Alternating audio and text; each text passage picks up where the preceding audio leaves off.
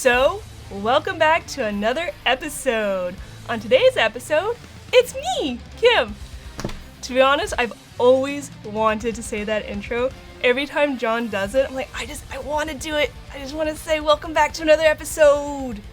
Elongate that O's. So I'm here today just to talk about my experiences being on the show because we're celebrating 15 years of the Happy Console Gamer Show being on YouTube.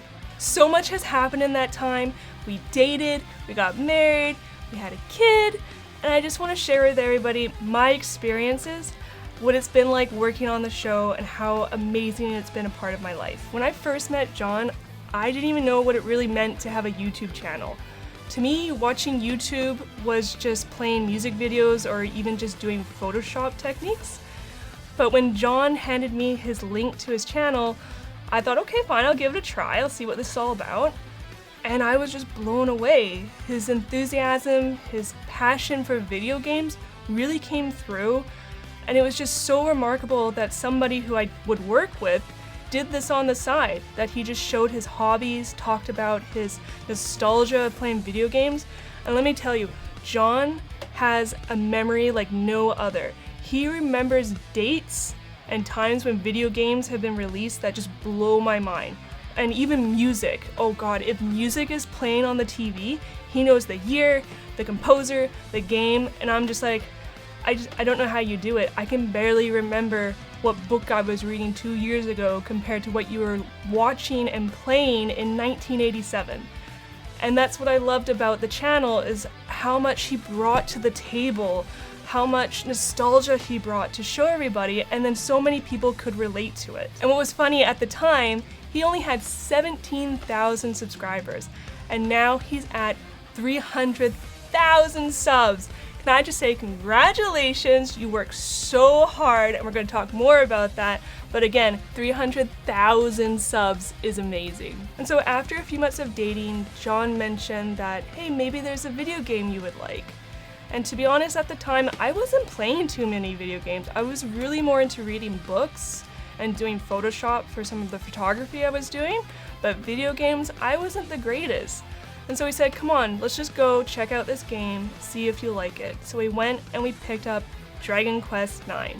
I mean, we can all see where that went, but at the time, I was thinking, I'm terrible at playing video games. And there's this guy who has a YouTube channel who lives for video games. And now here's me going, I gotta play this game, I better do good. So that night, he gives me the DS and says, okay, go home, play the game, let me know how you feel. Like, no pressure, right? There was pressure. And so I go home, put in Dragon Quest IX in this little DS. It was white, the screen was so small, and the addiction started. The first thing I fought was that little, it was like a pickle monster. I thought it was so cute. I'm like, this is great, okay, fine, I'm into this. And the next day when I went into work, John just says, so, how'd you like the game? I'm like, oh, not too bad. I'm at level 10. He's like, what? How are you at level 10? Me thinking that's not a big deal, but I guess there's something called grinding, which I didn't really know too much about in video games. And I'm like, yeah, level 10. He's like, I think you're into this game. And sure enough, it's really affected our lives. There's also another memory that I really hold dear to my heart, actually a couple here, that at the time when I was playing Dragon Quest, I found this like little area that you'd fight the red knights and one of the slimes, the heal slimes, and you just continuously kill the knights and they'll bring back one knight. And by doing that, you just keep leveling up. I would do this for hours. And then I told John about it, he started doing it, and what does he do?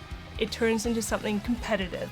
He sends me screenshots and says, haha, I'm level 75, and then 3 hours later, haha, I'm level 80, and it was just like, man, you had to take something that was like my thing and make it competitive, but it was fun.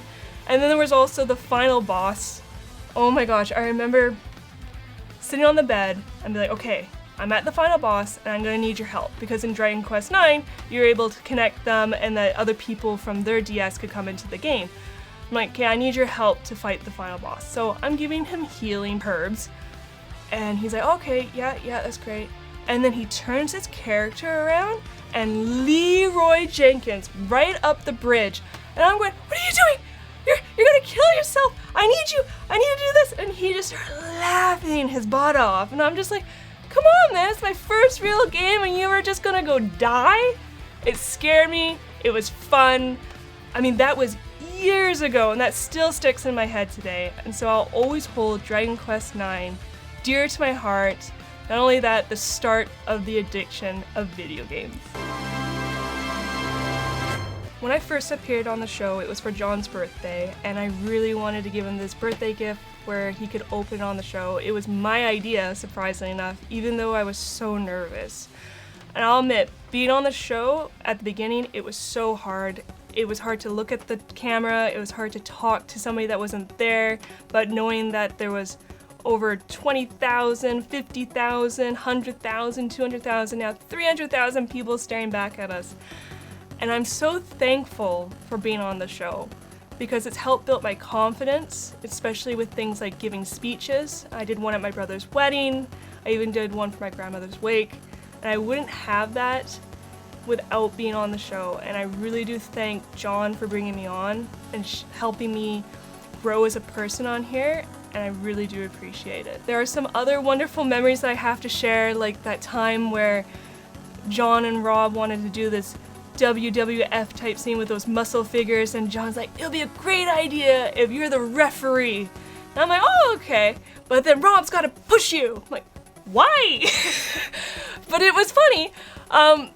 John put down all these pillows. It's like, don't worry, you'll land on these pillows. You don't know, but there's a heat baseboard here. And if I bang into that, I'm gonna have a broken skull. So I'm like, okay. I mean, I'm trusting you. He's like, no, don't worry, Rob's got you, Rob's got you. I mean, I think Rob did it in one go, but doing that scene was hilarious and just so much fun. And I remember showing my dad, and he burst out laughing, cry laughing about it, because it was so funny to see me just go, poof. They want to know what my beef is? Fine! I'll tell you what my beef is! And of course, there is the Happy Console Gamer movie. This movie was such a pleasure to be on. It took 3 years to do, and it started when John and I were dating, and I remember him saying, no, I want to do this movie.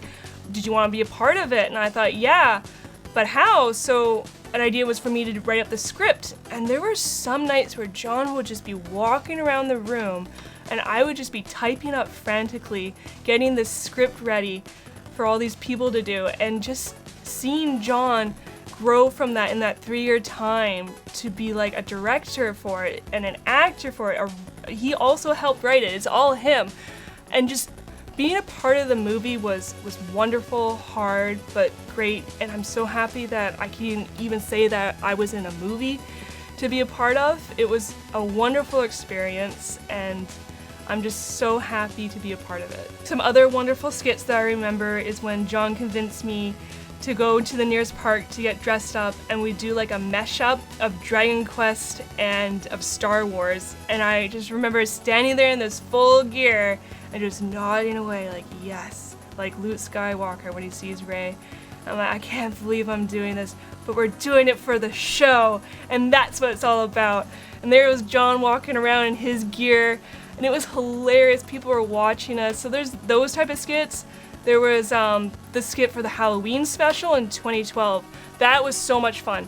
So to see the storyboard and the ideas come to life, and then having to get the props and getting a camera crew in, it was a lot of work, but it was so worth it. Like, I remember Rob was in the laundry room and he was spray painting the backpack to be Luigi's the vacuum cleaner, and just seeing all the red on the ground and me thinking, now I gotta get this off.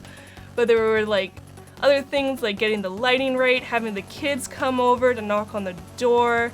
It was such a fantastic experience, and again, things that I would never have done unless I met John and been on the show. And just see the effort that he does in things is absolutely remarkable. I will say this, since being on the show, I have definitely played more video games than I can count. I've put 200 plus hours into Fantasy Life. I have finished Shin Megami Tensei. I have finished the Dragon Quest games. I have done so much, and it's been such an enjoyable experience that I'm very thankful that John even introduced me to RPGs. That is where my addiction is. That's where I actually do really well in. And I think he knew that because I was so into fantasy novels, I am a big bookworm reader. I will read books to the end of time. They're so much fun. And because he knew what I like, he's the one who introduced all this, and he knew that would be something close to me. I'm happy to see basically what I can read and be a part of those adventures in real time, and to play those games, and to meet chocobos, and to play as witches, and to fight slimes, and to fight dragons. I've been into so many adventures, and I wouldn't be without video games. I love them to death. Like, over the years, I have watched this channel grow from 17,000 all the way to 300,000. There's still times where John blows me away with how he can still come up with new episodes every week. He always has a story to tell. He always has a new gaming topic to bring everybody a part of. And that's what I love about the community, is that it brings in all this positivity. And there are times where we're out walking about and people will come up and just say to us how much they love the show. And that just brings such warmth to our hearts. We love hearing that. We love hearing how it's affected you. We love hearing what games you're playing at the time. And to be honest, when I hear what games you're playing at the time, it also makes me feel like I could probably play that game later on for a little snippet later. But like, we'll be stopped at the shopping market and somebody will say, hey, I just love your channel. And just seeing that person converse with John, it lights my heart up to know that we affect people, and that people enjoy this channel, and that people look forward to Sundays just to watch and see what's next on the channel. And I just want to say thank you to all of you for being a part of it. And finally, John, I just want you to know how unbelievably proud I am of you. This channel wouldn't be what it is today without your enthusiasm and your passion for video games. I'm really looking forward to see what the next 15 years brings us on the channel and sharing it with everybody. And now I get to say another favorite line. Until next time.